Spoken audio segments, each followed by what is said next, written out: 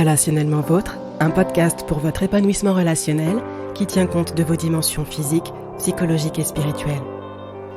Hello, bienvenue, vous écoutez le 47e épisode de Relationnellement Vôtre. La semaine dernière, dans la rubrique Questions de connexion, nous avons parlé du deuil, des formes de perte auxquelles nous sommes amenés à faire face. Du coup, cette semaine, j'aimerais aborder plus particulièrement un deuil fréquemment vécu dans les relations. Il s'agit du deuil de l'idéal. La définition donnée à l'idéal, c'est ce qui donnerait une parfaite satisfaction aux aspirations du cœur ou de l'esprit. Dans le domaine des relations, je dirais que la quête de l'idéal prend principalement 3 formes. Il y a l'idéal recherché chez soi, donc dans notre vie personnelle, avec des critères bien précis sur la manière dont on aimerait être, que ce soit intellectuellement parlant, affectivement parlant, spirituellement, physiquement, financièrement ou encore matériellement parlant. Il y a ensuite l'idéal recherché chez l'autre, que ce soit dans sa manière d'être ou par rapport à sa situation. Et là, on peut reprendre les mêmes caractéristiques qu'énoncées à l'instant, mais donc ces mêmes caractéristiques sont recherchées chez l'autre du coup. Et enfin, il y a aussi la quête de la relation idéale, avec une représentation précise de ce que devrait être le couple idéal, la relation parent-enfant idéale, les relations fraternelles idéales, l'amitié idéale, etc. Et vous transposez comme ça toutes les relations. Certains idéaux sont humainement impossibles à atteindre, notamment tout ce qui se rapporte à une quête de la personne parfaite, alors que d'autres peuvent sembler plus accessibles. Tout va dépendre au fond du niveau d'exigence de chacun et des représentations mises derrière cet idéal justement. Par exemple, si l'idéal pour une personne c'est d'avoir une vie avec un travail, un conjoint, des enfants, une maison, sans plus d'exigence, bon, ça fait très cliché, je vous l'accorde, mais ça reste tout à fait accessible humainement parlant. Par contre, si l'idéal recherché, c'est un époux, une épouse avec des critères très précis au niveau de son physique, de sa personnalité, de sa spiritualité, de sa situation professionnelle, matérielle, financière, là ça devient plus compliqué. Ça peut aussi se retrouver au niveau amical, cette quête de l'ami idéal qui a que des qualités et aucun défaut. Là encore, je pense que vous serez d'accord avec le fait que c'est difficilement accessible humainement parlant. Alors, c'est complètement normal de rêver à la manière dont on aimerait être et d'avoir une représentation de ce qu'on aimerait construire comme vie et comme relation. Ça devient plus problématique quand ça se rigidifie au point de croire que le seul moyen d'être heureux, heureuse, épanoui, c'est d'atteindre cet idéal, de le garder ou de le retrouver. Ce manque de flexibilité et d'adaptation au changement, ainsi qu'à la réalité dans laquelle on vit, peut enfermer dans bien des cercles vicieux et des souffrances. Par exemple, si vous vous focalisez sur le fait de partager la relation parent-enfant idéale, vous risquez de passer complètement à côté de votre enfant, de qui il est, et de votre mission de parent qui est de l'aider à se découvrir, s'aimer et s'apprécier tel qu'il est. Et puis, ça va impliquer une pression énorme sur vos épaules de parents, au risque vous aussi de passer finalement à côté de la petite enfance, de l'enfance, de l'adolescence, de votre petit qui grandit. Bref, je pense que vous aurez compris l'idée.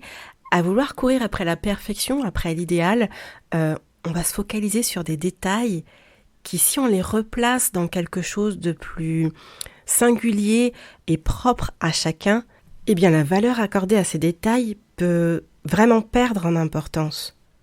Or, réussir à lâcher prise par rapport à cette recherche de l'idéal passe nécessairement par un deuil, par un cheminement dans le processus de deuil.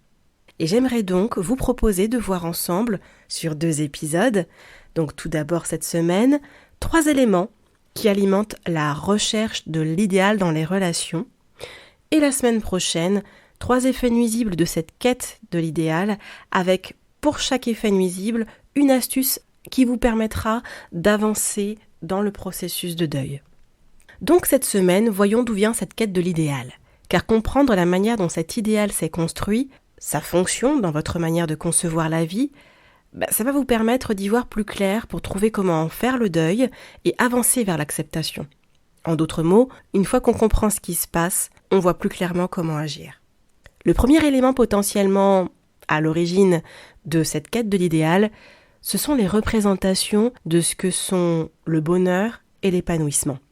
Il y a un besoin de satisfaction et de bien-être propre à tout être humain. C'est tout à fait normal.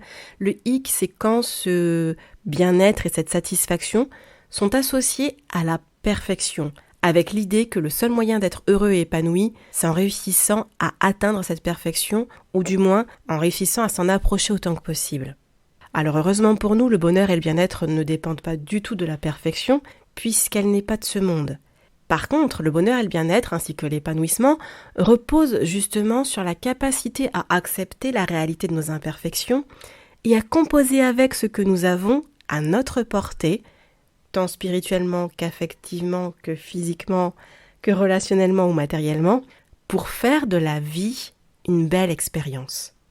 Il y a une citation de Ralph Waldo Emerson qui illustre bien l'idée, je cite, « L'idéal de la vie n'est pas de devenir parfait, c'est la volonté d'être toujours meilleur. » C'est toute la différence entre le perfectionnisme et l'excellence. D'un côté, avec le perfectionnisme, il s'agit de courir après l'impossible inexistant, à cause d'une difficulté à se satisfaire de qui on est, de ce que l'on a, ou une difficulté à en voir la réalité. Et de l'autre côté, avec l'excellence, il est question d'améliorer quelques détails de ce qui existe déjà, qui est apprécié comme tel et dont on veut utiliser ou développer le potentiel.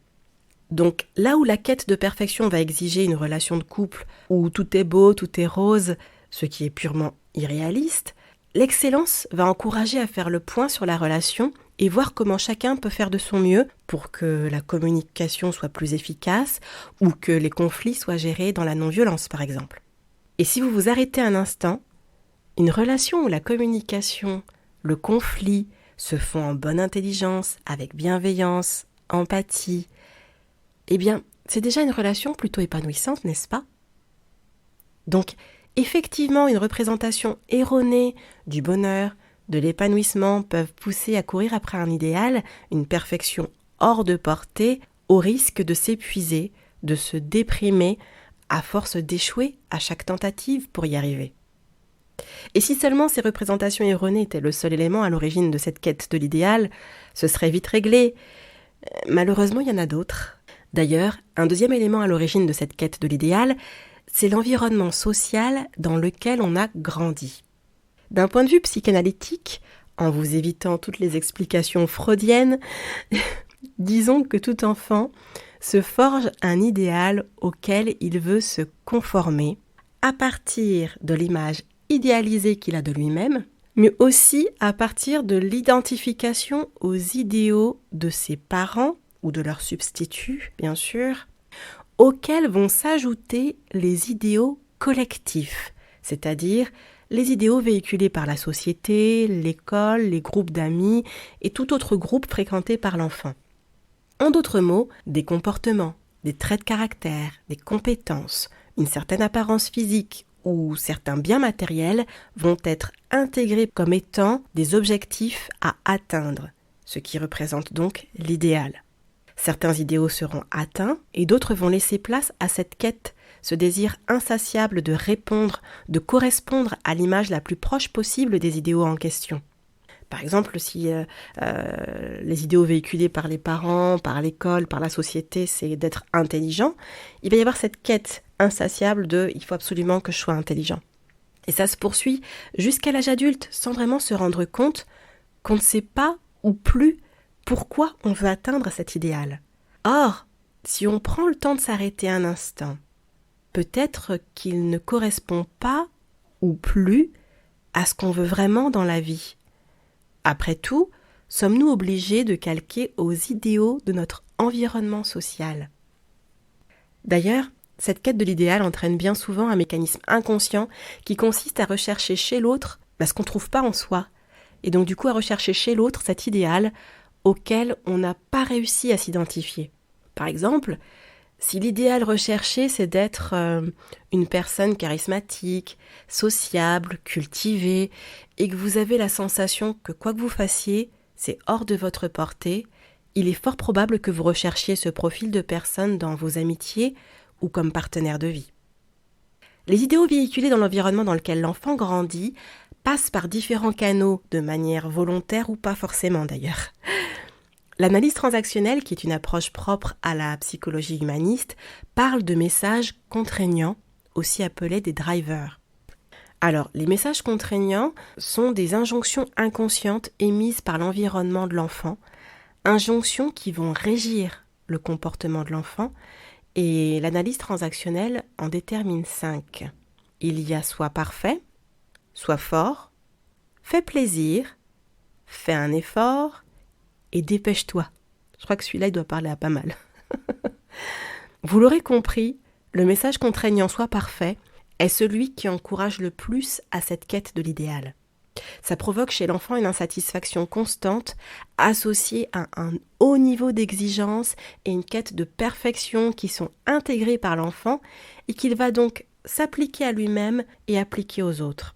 Ça provoque un schéma comportemental du type « je dois être parfait, avoir une vie parfaite, côtoyer des personnes parfaites pour partager des relations parfaites ». Alors, ça peut sembler un peu caricatural et schématique comme ça, mais dans certaines situations, c'est pas si loin de la réalité quand on y réfléchit. Donc, entre les représentations erronées du bonheur, de l'épanouissement, les injonctions et les idéaux véhiculés par l'entourage, on pourrait se dire c'est déjà pas mal comme ça là comme explication. Eh bien non, c'est pas fini, il y en a une troisième dont j'aimerais vous parler. Il s'agit des blessures narcissiques et émotionnelles vécues. Et oui, c'est un élément fondamental dans l'origine de cette recherche, cette quête de l'idéal. Et pour vous définir un peu ces termes, donc une blessure narcissique, ça correspond à toute atteinte qui altère l'amour de soi, donc la capacité à s'accepter et s'apprécier tel que l'on est, et qui altère aussi l'estime de soi, qui est l'estimation qu'on a de notre propre valeur, le fait que l'on puisse reconnaître que notre vie compte, qu'on est une personne qui a de l'importance. Une blessure narcissique amène la sensation, bien souvent, d'être trop ceci, pas assez cela, je vous laisse remplacer les ceci et cela, de n'avoir que des défauts, de ne pas être comme il faut, etc. Une blessure émotionnelle, eh bien, c'est la conséquence d'une mauvaise expérience vécue dans le passé. Ce sont bien souvent des expériences vécues dans l'enfance dont on prend conscience des conséquences une fois adulte.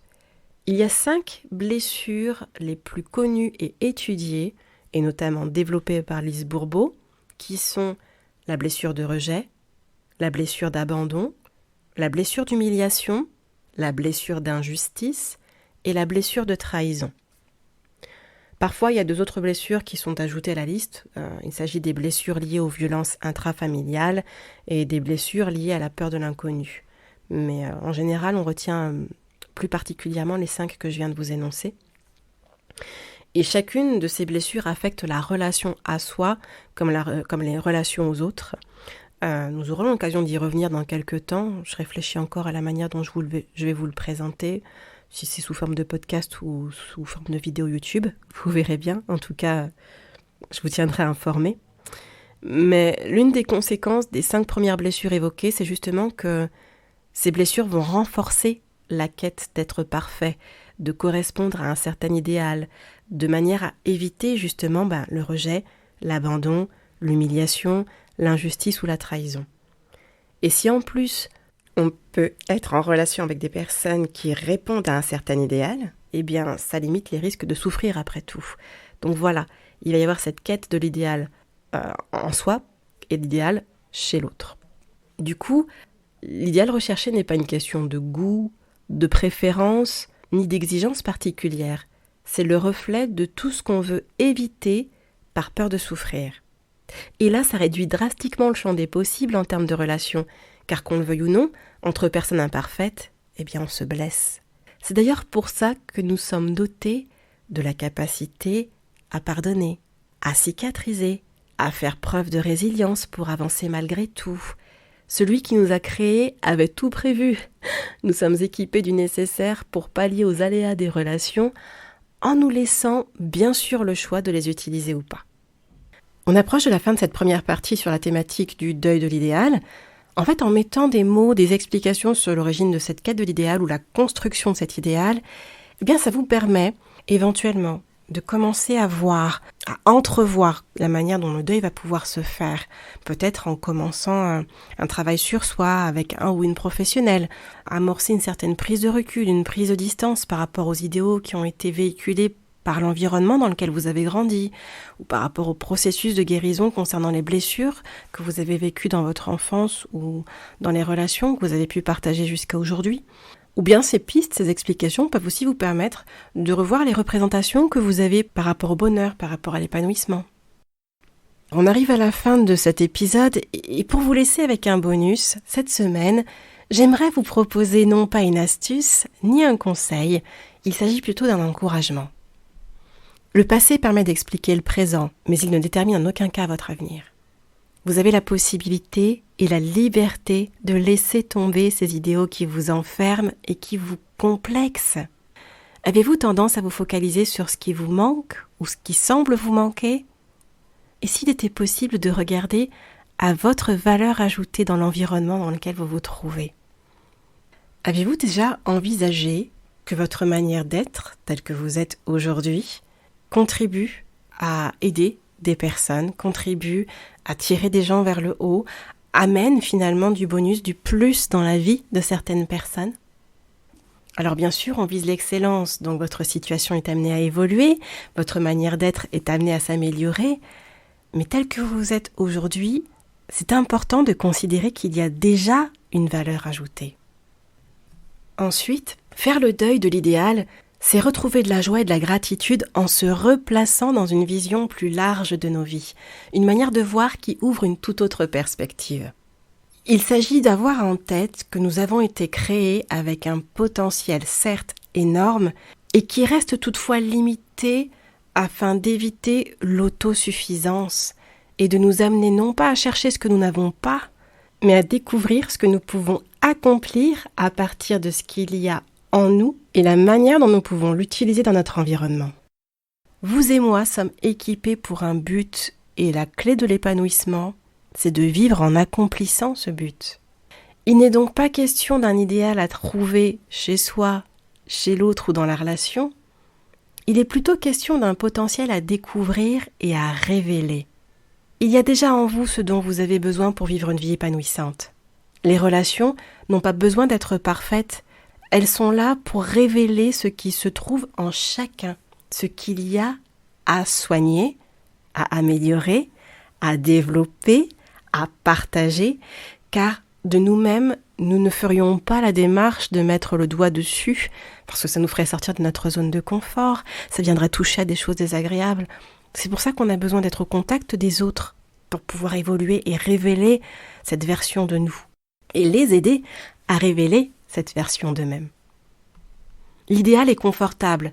Devenir la meilleure version de soi ne l'est pas autant, mais c'est bien plus épanouissant. Car d'un côté, le centre, c'est soi, mon idéal, ma vie idéale, mes relations idéales. De l'autre, l'objectif visé est de contribuer à tout ce qu'on peut en fonction de cette version de soi. Et de vous à moi, courir après la perfection est une quête épuisante. Par contre, travailler à devenir la meilleure version de soi en collaborant avec celui qui est parfait, à savoir Dieu, afin d'avancer sur le chemin de nos vies et de nos relations, est une démarche apaisante et bien plus épanouissante. Voilà, nous sommes arrivés à la fin de ce 47e épisode du podcast. Si vous avez des questions, vous pouvez les poser par mail à l'adresse relationnellementvôtre@gmail.com. On se retrouve la semaine prochaine pour aborder la suite.